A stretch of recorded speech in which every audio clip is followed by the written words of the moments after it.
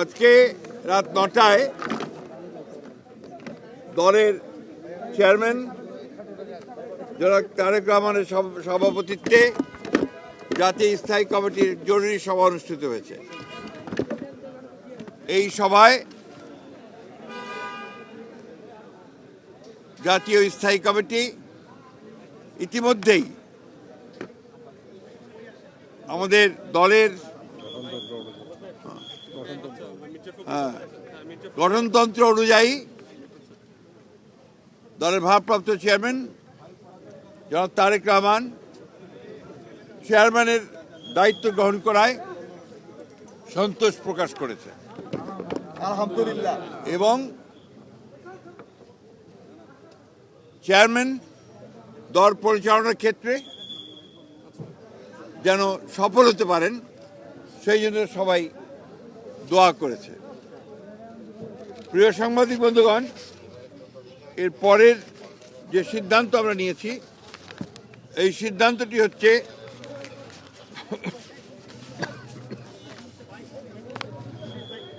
নির্বাচন কমিশনের অনুরোধে বাংলাদেশ জাতীয়তাবাদী দলের চেয়ারম্যান জনাব তারেক রহমান আগামী 11 জানুয়ারি 2026 থেকে জাতীয় নেতা মৌলানা আব্দুল হামিদ খান ভাসানী ও 2024-এর ছাত্রগণ অভ্যুত্থানে শহীদ আবু সাইদ সহ অন্যান্য শহীদদের প্রতি শ্রদ্ধা জানানোর জন্য তাদের কবর জিয়ারত এবং কিছু পারিবারিক দায়িত্ব পালনের জন্য দেশের উত্তরাঞ্চলের কয়েকটি জেলা সফর করবেন বলে সিদ্ধান্ত নেওয়া হয়েছিল। এ ব্যাপারে নির্বাচন কমিশনের অনুরোধে বাংলাদেশ জাতীয়তাবাদী দলের চেয়ারম্যানের এই সফর স্থগিত ঘোষণা করা হয়েছে। আপনারা ইতিমধ্যেই এই খবরটা সবাই জানেন। প্লিজ ভাই প্লিজ, আপনারা সবাই খবরটা খুব ভালো করে জানেন যে দেশের যে নির্বাচন আগামী ফেব্রুয়ারি মাসের 12 থেকে অনুষ্ঠিত হতে যাচ্ছে, সেই নির্বাচনকে বিভিন্নভাবে প্রশ্নবিদ্ধ করার জন্য, বানচাল করার জন্য একটা মহল বিভিন্নভাবে চক্রান্ত করছে। তারা ইতিমধ্যেই আপনি জানেন যে উসমান হাদিকে গুলি করে হত্যা করা হয়েছে।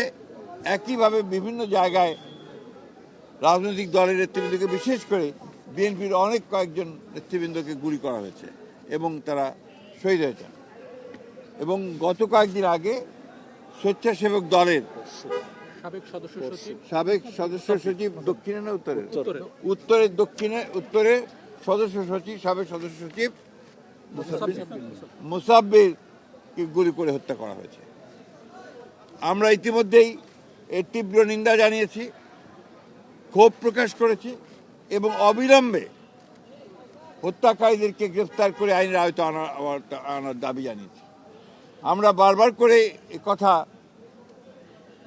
সরকারকে এবং নির্বাচন কমিশনকে জানিয়েছি, জানাতে চাই আবারও, যে এই ধরনের হত্যাকাণ্ড ঘটতে থাকলে এই দেশে নির্বাচনের পরিবেশ বিনষ্ট হবে এবং নির্বাচনের পরিবেশ যেন বিনষ্ট না হয় তার জন্য সকল প্রকার উদ্যোগ গ্রহণ করার জন্য, সক্রিয় প্রক্রিয়া নেওয়ার জন্য আমরা আবারও সরকার এবং নির্বাচন কমিশনকে আহ্বান জানাচ্ছি। আমাদের গণতন্ত্রের মাতা, অবিসংবাদী নেত্রী এবং আমাদের আপসী নেত্রী দেশনেত্রী বেগম খালেদা জিয়ার ইন্তেকালের পরে তার জানাজায় যে শরণার্থী কালের বৃহত্তম জানাজা অনুষ্ঠিত হয়েছিল এবং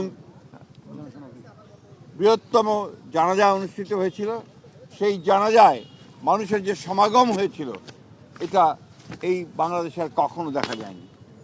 আমরা যারা স্বতঃস্ফূর্তভাবে সবাই এই জানাজায় অংশ নিয়েছিলেন, আমরা দলের পক্ষ থেকে সমস্ত জনগণকে আমরা আন্তরিকভাবে কৃতজ্ঞতা এবং ধন্যবাদ জানাচ্ছি। এবং আইন শৃঙ্খলা পরিস্থিতি রক্ষা করবার জন্য সেনাবাহিনীর সদস্যরা, সেনাবাহিনীর তিন বাহিনীর প্রধান এবং সরকার যে উদ্যোগ নিয়েছে, সে পুলিশ, র্যাব, বিজেপি যারা সহযোগিতা করেছেন, তাদের সকলকে আমরা আন্তরিকভাবে ধন্যবাদ এবং কৃতজ্ঞতা জানাচ্ছি।